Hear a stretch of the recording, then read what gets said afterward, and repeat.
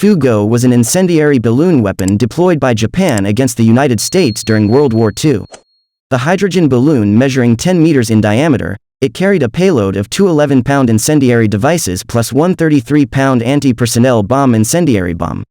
Between November 1944 and April 1945, the Japanese launched about 9,300 balloons from sites on Honshu, of which about 300 were found or observed in the US, with some in Canada and Mexico. Despite the high hopes of designers, who created a sophisticated ballast system to control altitude on the three-day flight, the balloon bombs were largely ineffective due to damp forest conditions and malfunctions, causing only 6 deaths and minor damage. The Fugo balloon was the first weapon to possess intercontinental range, the second being the Convair B-36 Peacemaker and the third being the R-7 ICBM.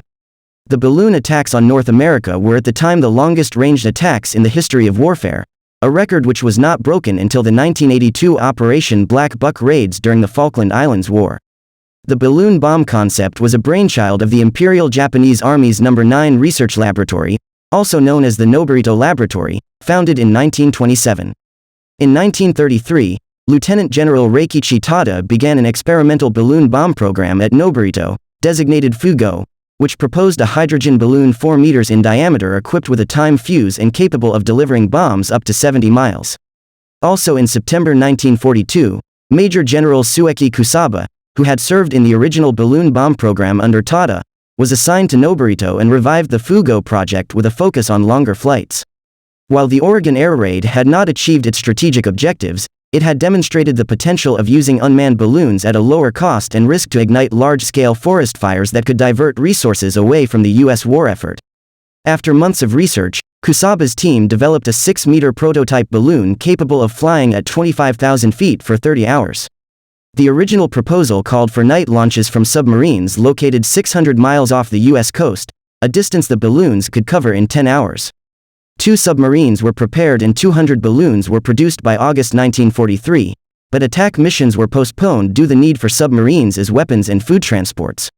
Noborito next investigated the feasibility of balloon launches against the United States from the Japanese mainland, a distance of at least 6,000 miles. The currents had been investigated by Japanese scientist Wasaburo Oishi in the 1920s. In late 1943, the Army consulted Hidetoshi Arakawa of the Central Meteorological Observatory, who used Oishi's data to extrapolate the air currents across the Pacific Ocean and estimate that a balloon released in winter and that maintained an altitude of 30,000 to 35,000 feet could reach the North American continent in 30 to 100 hours.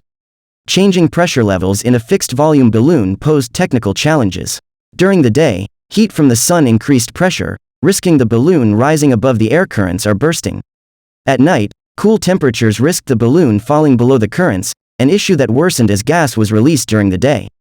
In late 1942, the Imperial General Headquarters had directed the Navy to begin its own balloon bomb program in parallel with the Army project. The B-type balloons were later equipped with a version of the A-type's ballast system and tested on November 2, 1944. One of these balloons, which was not loaded with bombs, became the first to be recovered by Americans after being spotted in the water off San Pedro, California, on November 4. A balloon launch organization of 3 battalions was formed. The combined launching capacity of the sites was about 200 balloons per day, with 15,000 launches planned through March.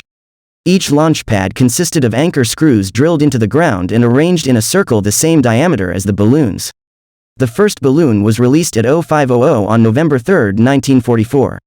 A few balloons carried radiosonde equipment rather than bombs, and were tracked by direction-finding stations in Ichinomiya, at Iwanuma, Miyagi, at Misawa, Aomori, and on Sakhalin to estimate their progress toward the United States. 2 weeks after the discovery of the balloon off San Pedro, another was found in the ocean off Kailua, Hawaii, on November 14. More balloons were found in Thermopolis, Wyoming, on December 6 and in Kalispell, Montana, on December 11, followed by finds in Marshall, Alaska, and Estacada, Oregon, later in the month. National and state agencies were placed on heightened alert, and forest rangers were ordered to report any balloon sightings and finds. On January 4, 1945, the Office of Censorship requested that newspaper editors and radio broadcasters give no publicity to balloon incidents. This voluntary censorship was highly effective, with the Japanese military only learning of the Wyoming find. American authorities concluded the greatest danger from the balloons would be wildfires in the Pacific coastal forests during dry months. Army Air Forces and Navy fighters were scrambled on several occasions to intercept balloons, but they had little success due to inaccurate sighting reports, bad weather, and the very high altitude at which the balloons traveled. In the Sunset Project, initiated in early April 1945, the 4th Air Force attempted to detect the radio signals sent by transmitter balloons using sites in coastal Washington. 95 suspected signals were detected, but were of little use due to the relatively low percentage of balloons with transmitters, and observed fading of the signals as they approached the coast. After bombs of Japanese origin were found, it was believed that the balloons were launched from coastal submarines. On March 10, 1945, one of the balloons descended near Toppenish, Washington, causing a short circuit in power lines supplying the Manhattan Project's production facility at the Hanford Engineer Works in Washington. In total, about 9,300 balloons were launched, of which about 300 were discovered in North America. On May 5, 1945, 6 civilians were killed near Bly, Oregon, when they discovered one of the balloon bombs in Fremont National Forest, becoming the only fatalities from enemy action in the continental U.S. during the war. While Archie was moving the car, Elsie and the children found the balloon lying on the ground. Military personnel who arrived on the scene saw that the balloon still had snow beneath it while the surrounding area did not. Remains of another balloon were found near McBride, British Columbia, in 2019. The Canadian War Museum, in Ottawa, Ontario, has a full, intact balloon on display. The South Dakota Cultural Heritage Center, in Pierre, South Dakota has a balloon bomb that was recovered nearby on display. The short film Japanese Paper Balloon is available for free download at the Internet Archive.